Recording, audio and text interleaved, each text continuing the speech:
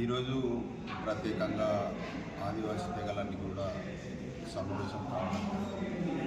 ఎందుకంటే ఆదివాసులు ఏనాడైతే వాళ్ళ మీదికి మిగతా వాళ్ళు ఎవరన్నా దాడి చేయడానికి వస్తే ఆదివాసులు తప్పనిసరిగా ఏకమై దాడి చేయడానికి సిద్ధమవుతారని కూడా ఈ సందర్భంగా నేను తెలియజేయడం జరుగుతుంది. దానికోసమే అన్ని సంఘాలు కలిసి ఇవాళ తెలంగాణ ఉద్యమం ఆనాడు ఏ విధంగా అయితే చేసి తెలంగాణను సాధించుకున్నాయో అదే రకంగా ఆదివాసీ సంఘాలన్నీ కూడా ఆదివాసీ ప్రజలందరూ కూడా ఆలోచన ఏంటంటే ఆదివాసులలో కూడా చేసి తెలంగాణ ఉద్యమం ఏ విధంగా అయితే ఆనాడు పోరాటం చేసినారో అదే రకంగా ఆదివాసులు కూడా పోరాటం చేయాలన్న ఆలోచనతోటి ఇవాళ సమావేశం పెట్టడం జరిగింది. ఈ సమావేశంలో కొన్ని గంటల్లోనే అన్ని నిర్ణయాలు కూడా తీసుకుపోవడం జరుగుతుంది. తప్పనిసరిగా శాంతియుతంగా మేము పోరాటం చేయడం జరుగుతుందని కూడా ఈ సందర్భంగా నేను తెలియజేయడం జరుగుతుంది.